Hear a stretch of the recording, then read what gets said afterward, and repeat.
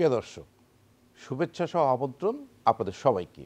শুরু করছি আপনাদের প্রিয় অনুষ্ঠান স্বাস্থ্য বিষয়ক সরাসরি সম্প্রচারিত হচ্ছে গ্রিন ভিউ ক্লিনিক টেলিপ্রেসক্রিপশন। আমরা আজকে আলোচনা করব ব্রেন টিউমার নিয়ে। ব্রেন টিউমার কি, কেন হয়, লক্ষণ কি, চিকিৎসা বাংলাদেশ সম্ভব কিনা বিস্তারিত জানবো। আমাদের সাথে আছেন প্রফেসর ডক্টর হারাধন দেবনাথ। তিনি অধ্যাপক, নিউরোসার্জারি বিভাগ, Bangladesh medical university, Dhaka. Professor doctor Haradhan, আপনাকে স্বাগত আমাদের স্টুডিওতে। আপনার কাছে আমার যে প্রথম প্রশ্ন, আমরা কিন্তু টিউমার নিয়ে এমনি ভয় পাই, যে কোনো টিউমার। আর ব্রেন টিউমার হলে তো আমাদের আর ভয়ের আর শেষ থাকে না। তো আসলে ব্রেন টিউমারটা কি? ব্রেন টিউমার কি, সেটা ব্রেনও হতে পারে, শরীরের যে কোনো জায়গায় হতে পারে। নর্মাল একটা সেলের, যেমন মানুষের যেমন জন্ম আছে, গ্রোথ আছে, আবার তার প্রজনন আছে এবং মৃত্যু আছে। সেল, প্রতিটা সেল, আমাদের শরীর কোটি কোটি সেল নিয়ে গঠিত।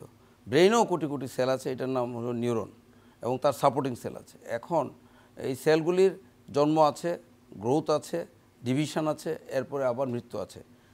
সেলের প্রাকৃতিক কারণে বা জেনেটিক্যালি ডিফাইন করা কিছু চেঞ্জ হয়, জেনেটিক চেঞ্জ হয়, যে তার যে সেল ডিভিশনটা এটা কন্ট্রোল হয়, যার ফলে আমাদের চেহারাটা এরকম, অ্যাবনর্মাল না। কিন্তু জেনেটিক্যালি ডিফাইন্ড সেলগুলিকে বলে মিউটেশন বিভিন্ন কারণে হতে পারে, প্রাকৃতিক কারণে, যেমন আল্ট্রাভায়োলেট রে, মোবাইল রেডিয়েশন, খাবারের জন্য হতে পারে, এমনিও হতে পারে। তো ওই যেগুলো মিউটেন্ট জিন সেল, সেগুলোর অ্যাবনর্মাল গ্রোথ হয়, এবং সেটা যেমন ডিফাইনভাবে গ্রোথ এবং মৃত্যু হয় না, এটা অ্যাবনর্মালি র্যাপিডলি গ্রোথ হয়। এটা শরীরের যে কোনো জায়গায় হয়, ব্রেনে হয়, তখনই এটা টিউমার। মানে আপনি বলছেন যে আসলে যে যখন কোনো মাংসপিণ্ড যদি অস্বাভাবিকভাবে বৃদ্ধি হয়, মানে আমরা যেটা বাইরে থেকে দেখতে পাই, অনেক সময় শরীরে চাকা দেখা যায়, টিউমার দেখা যায়, এটা যখন ব্রেনের মধ্যে, তখন আপনার ব্রেন টিউমার। বাংলাদেশের ব্রেন টিউমারের ইনসিডেন্স কেমন? আসলে আমাদের এরকম কোনো জরিপ নেই আমার জানা মতে, তবে ব্রিটেনের একটা জরিপ আছে যে প্রতি 1 লক্ষ মানুষের 600 জনের ব্রেন টিউমার হয় প্রতি বছর। এটা হলো ব্রিটেনের জরিপ। মানে আমাদের দেশে আসলে কোনো ডাটা এখন করা হয় না। এটা আমার মনে হয় আমাদের দেশেও ডাটা আপনারা বাংলাদেশ মেডিকেল ইউনিভার্সিটি থেকে আপনারা এটা করবেন আশা করি আমরা। আর এই যে ব্রেন টিউমারটা, আসলে এটা কয় ধরনের ব্রেন টিউমার? ব্রেন টিউমার বিভিন্নভাবে ভাগ করা হচ্ছে। একটা হলো প্রাইমারি টিউমার, একটা হলো সেকেন্ডারি টিউমার। প্রাইমারি টিউমার হলো ব্রেনের সাপোর্টিং সেল বা ব্রেনের সেল, প্রিমিটিভ সেল থেকেও যদি, নিউরনের যে প্রাথমিক সেল, সেখান থেকে যদি টিউমার উঠে, প্রাইমারি টিউমার। আর বাইরের থেকে যদি আসে, যেমন ফুসফুসে ক্যান্সার হলো, সেখানে ব্লাডের মাধ্যমে ব্রেনে গিয়ে ছড়াইলো টিউমারটা, ক্যান্সার টিউমার, সেটা বলে সেকেন্ডারি টিউমার। আর প্রাইমারি টিউমার, সেকেন্ডারি টিউমার। আরেকটা হলো benign tumour, malignant tumour. Benign হলো ব্রেনের প্রাথমিক সেল বা যে কোনো জায়গা থেকে উঠলো, যেমন মেনিনজাস থেকে উঠলো, কিন্তু এটা টোটাল যদি আমরা কেটে দিতে পারি, বের করে দিতে পারি, তাহলে এটা কিউর। মানে প্রাইমারি টিউমারটা টোটাল যদি আমরা এক্সিশন বা রিমুভ করে দিতে পারি অপারেশন করে, সেটা আর হবে না। কিন্তু ম্যালিগন্যান্ট টিউমার তার আবার করার পরেও আবার হতে পারে। কারণ হলো একটা সেল থাকতেই পারে, সেই সেল থেকে আবার লক্ষ লক্ষ সেল হতে পারে। তো এইটা হলো ক্যান্সার। মানে তার মানে আপনি বলছেন যে আসলে যদি বেনাইন হয়, তাহলে তো আপনি অপারেশন করে ফেলে দিলে ভালো হয়ে যাচ্ছে। আবার যদি ক্যান্সার হয়ে থাকে, তাহলে এটা আবার রিকারেন্স রেটটা বেশি থাকে, এবং এর পরবর্তীতে ক্যান্সার হলে তারপর অপারেশনের পরেও কেমোথেরাপি, রেডিওথেরাপি চিকিৎসার আপনারা আওতায় নেন। এই ব্রেন টিউমার আসলে শরীরের যে কোনো জায়গায় টিউমার হলে আমরা বুঝতে পারি যে একটা মাংসপিণ্ড দেখা যায় বৃদ্ধি পেয়েছে, বোঝা যায়। কিন্তু ব্রেন টিউমার তো বোঝার উপায় নেই। আসলে এই লক্ষণগুলো কি, বা কতদিন পরে লক্ষণটা ধরা পড়ে? ব্রেন টিউমার এটা হলো স্থান ভেদে, আপনার কোথায় হলো। যেমন ইম্পর্টেন্ট জায়গায় ছোট্ট টিউমার হলে লক্ষণ প্রকাশ করে, কিন্তু ব্রেনের অনেক অংশ আছে একটু লেস ইম্পর্টেন্ট, সেই জায়গা হলে একটু সময় নেয়। যেমন যদি আপনার ব্রেনের আমাদের বাম পাশের ফ্রন্টাল এরিয়া বলি আমরা, সামনের অংশটাকে ফ্রন্টাল লোব, আর মাঝখানের অংশটাকে প্যারাইটাল লোব, পিছনের অংশটাকে অক্সিপিটাল লোব। আবার পিছনের অংশের নিচে একটা পর্দা দিয়ে ডিভিশন আছে, ওটা হলো পোস্টেরিয়র ফোসা, ওখানে আছে সেরিবেলাম এবং ব্রেনস্টেম। তো এইসব জায়গার অ্যাকর্ডিং টু ফাংশন অনুযায়ী লক্ষণ প্রকাশ করে।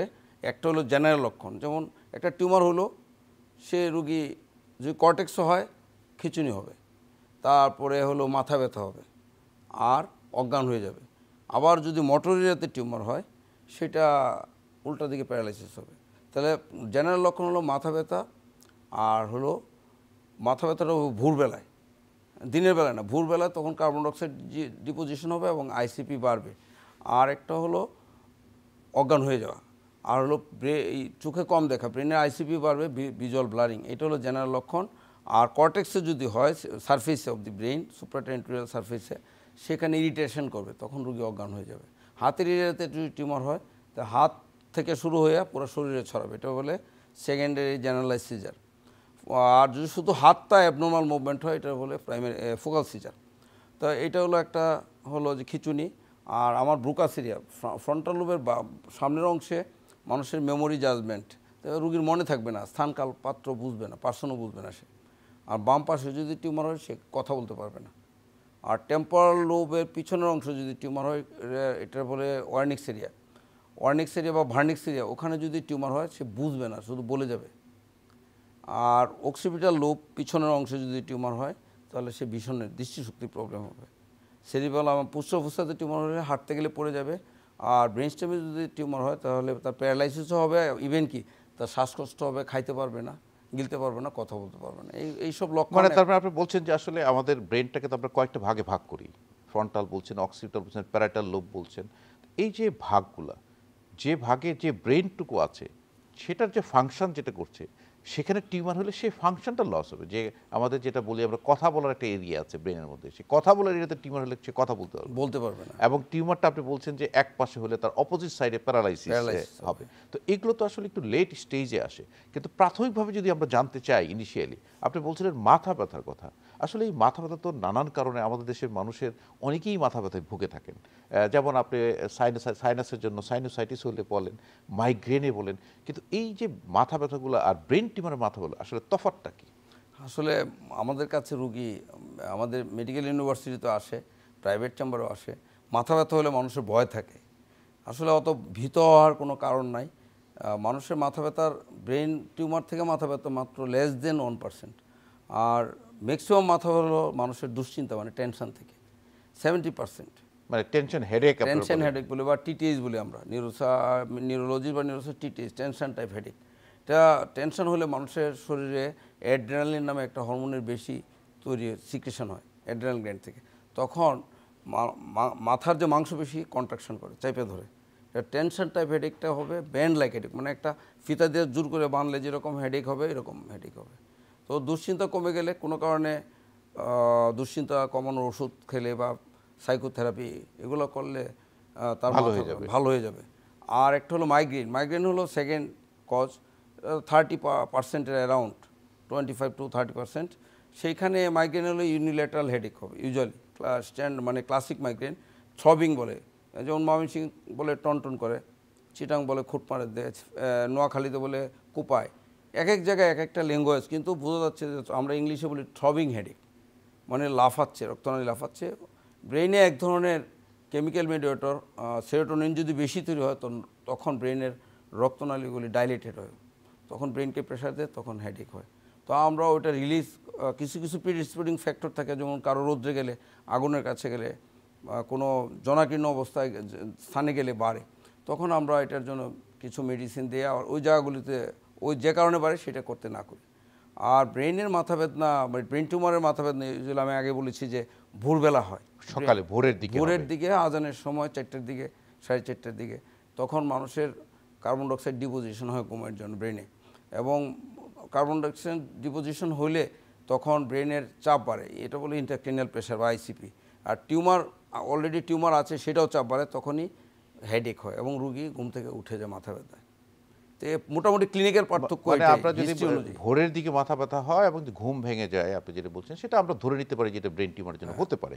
আচ্ছা, যখন আমাদের একটা সাসপিশন হলো যে ব্রেন টিউমার হতে পারে, আসলে আপনারা যে পরীক্ষা নিরীক্ষা করেন, অনেক ব্যয়বহুল পরীক্ষা, যেটা ব্রেন টিউমারের জন্য করা হয়, যেটা আপনারা এমআরআই, সিটি স্ক্যান করেন, কিন্তু আসলে তো এই মাথা ব্যথা নিয়ে তো অনেকেই ভুগে, আবার এটা করারও অনেক জন্য একটু ব্যয় সাপেক্ষ হয়ে যায়। আসলে কি কি পরীক্ষার মাধ্যমে আপনারা নিশ্চিত হন যে তার ব্রেন টিউমার হয়েছে?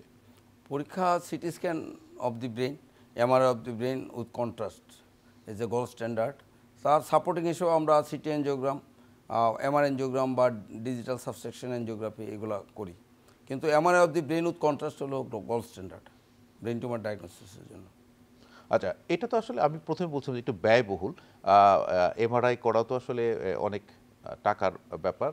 এছাড়া কোনো পরীক্ষা নর্মালি এক্সরে করে বা অন্য কোনো পরীক্ষার মাধ্যমে এটা নির্ণয় করা সম্ভব নয়? এক্সরে করলে অনেক সময় অ্যাজাম্পশন করা যায়, যেমন যদি মেনিনজিওমা সারফেস হয়, অনেক সময় অনেক সময় কর্টিক্যাল বোন ইনভলভমেন্ট হয়, তখন দেখা গেল হাইপারোস্টোসিস মানে বেশি ইমপ্রেশন পাওয়া যায়, অথবা লাইট ইক্লিশন দেখা গেল একটা জায়গায় খেয়ে গেছে নাই, তো ওটা দেখলে বোঝা যায়। তারপরে যেমন পিউরিটারি টিউমার ল্যাটারাল ভিউ এক্সরে করলে সেলার যে ফুসা সেটা ইরুডেট থাকে, অথবা ডিপেনিং হয়, বেলুনিং অফ দি সেলার ফুসা, অনেকটা অ্যাজাম্পশন করা যায়, কিন্তু সবসময় সিটি এক্সরে করে অনেক সময় ম্যাক্সিমাম ক্ষেত্রে ডায়াগনোসিস। মানে আপনারা বলছেন যে গোল্ড স্ট্যান্ডার্ড হলো একটা এমআরআই MRI অথবা contrast।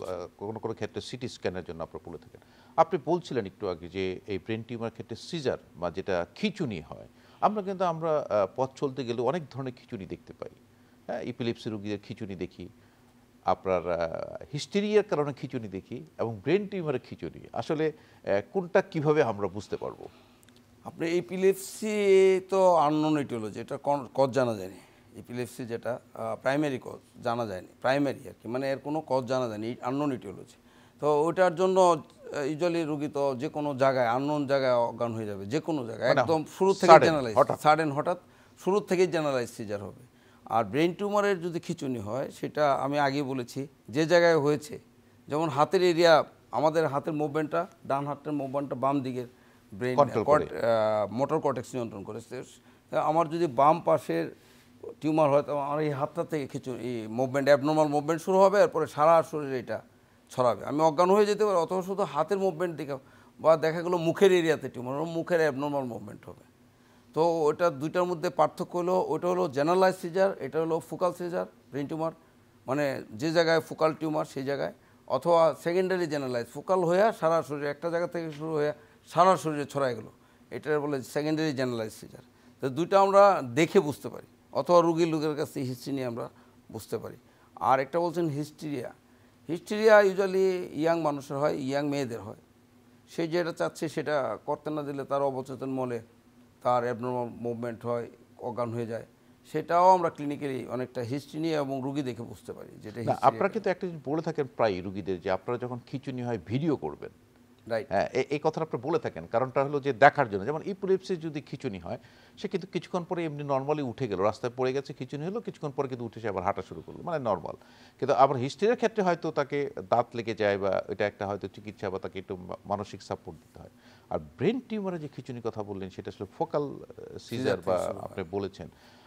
আমাদের দেশে এই ট্রিটমেন্ট প্রোটোকল কি? আমরা ব্রেন টিউমার হলে অনেকেই দেখি যে বিদেশ যাওয়ার একটা প্রবণতা থাকে, যে ব্রেন টিউমার হয়েছে আর দেশে চিকিৎসা সম্ভব নয়, বিদেশে যেতে হবে।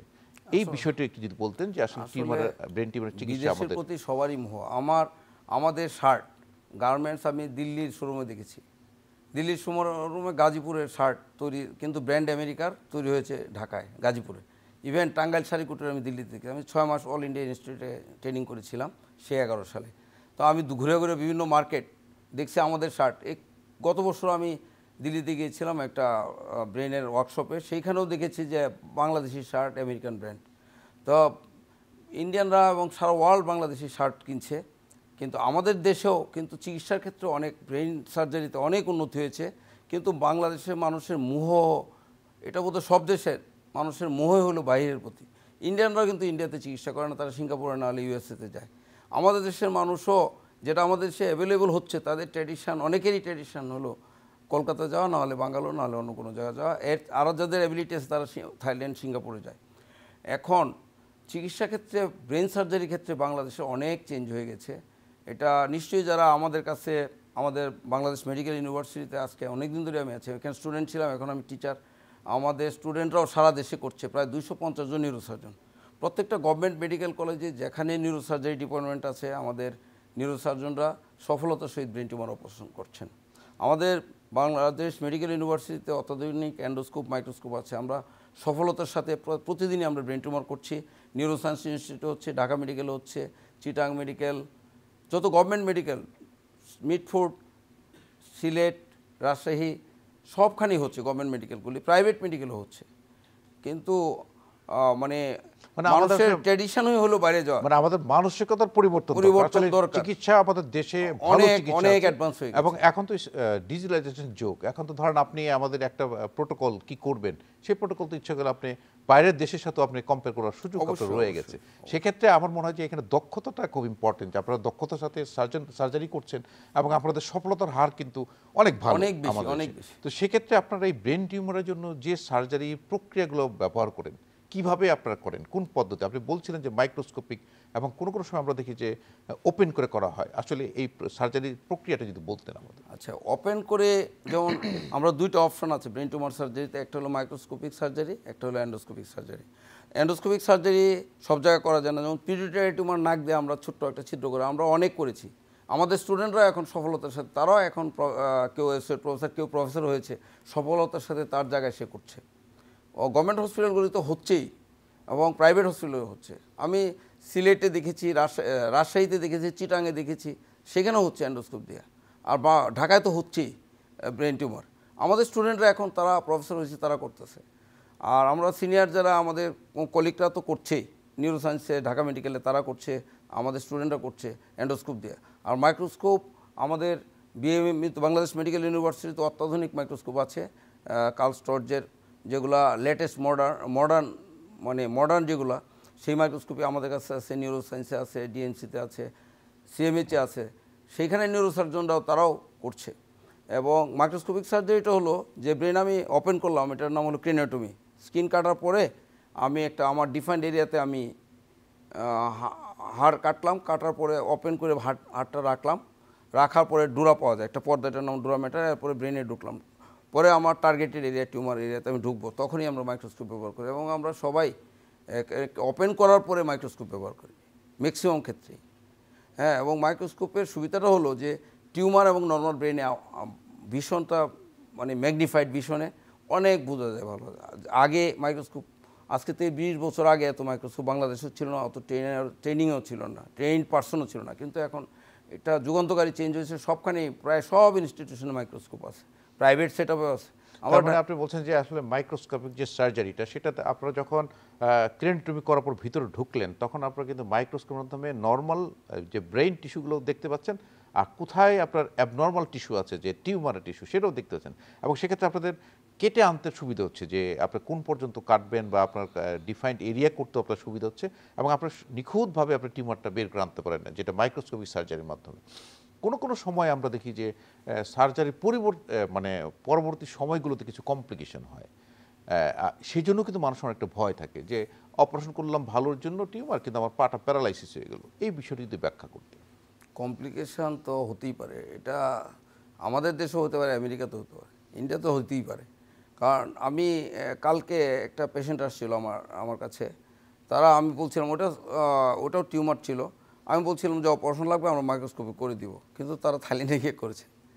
তারপরে আবার আসছেন, কিছু প্রবলেম নিয়ে আসছেন, এনে এটা ম্যানেজ করা ম্যানেজেবল।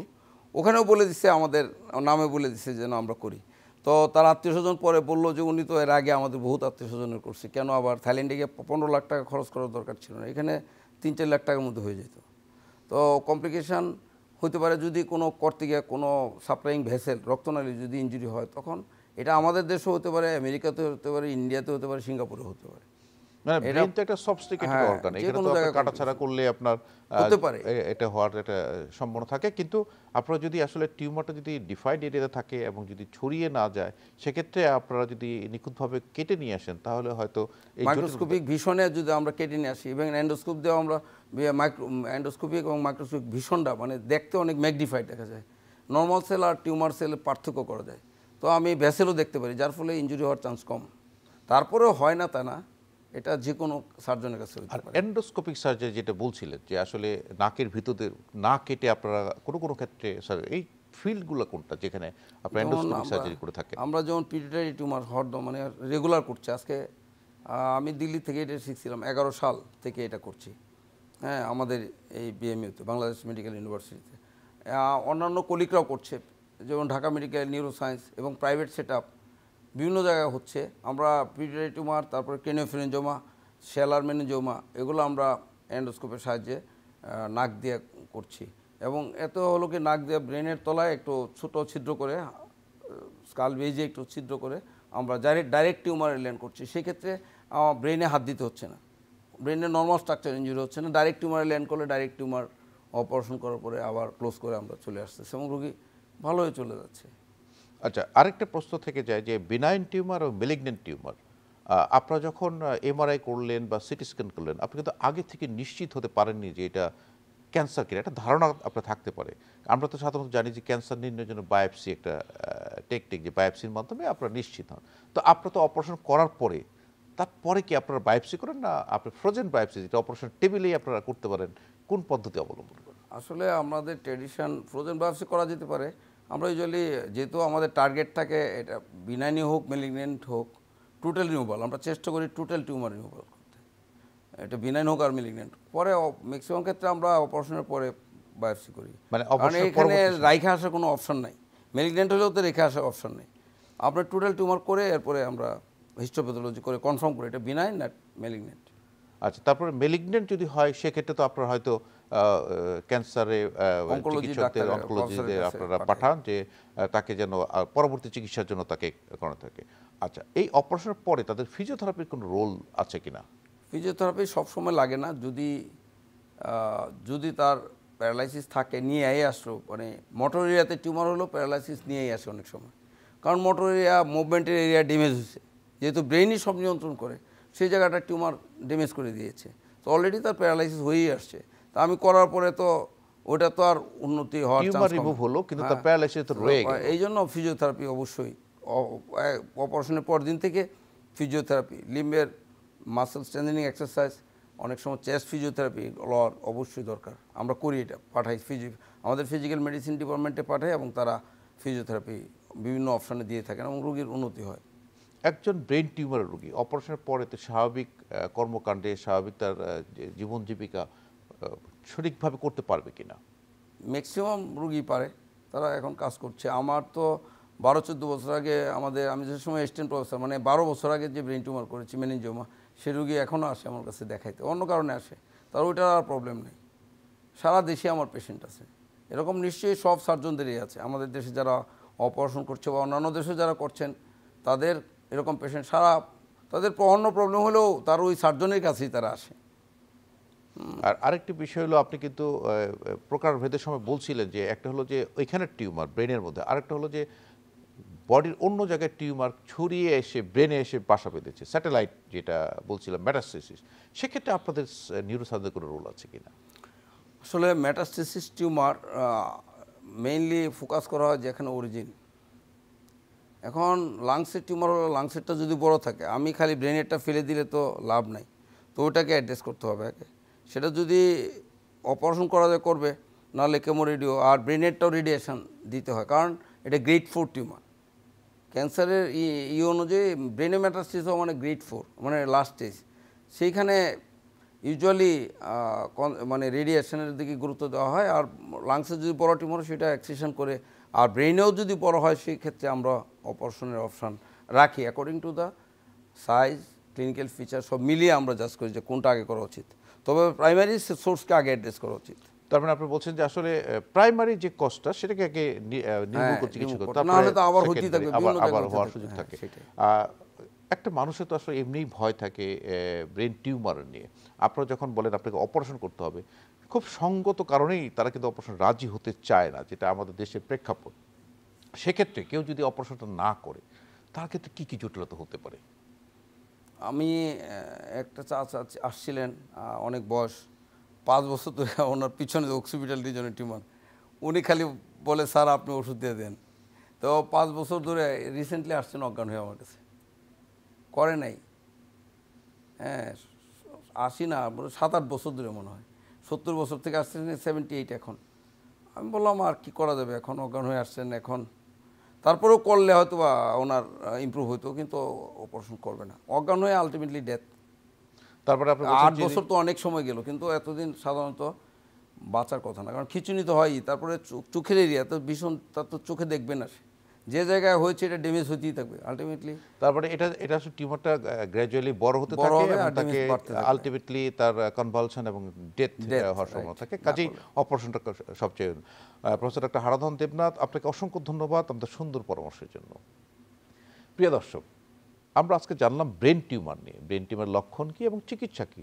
একজন ব্রেন টিউমারের রোগী অপারেশনের মাধ্যমে সম্পূর্ণ সুস্থ হওয়া সম্ভব। দর্শক, ভালো থাকুন, সুস্থ থাকুন, নিরাপদেই থাকুন।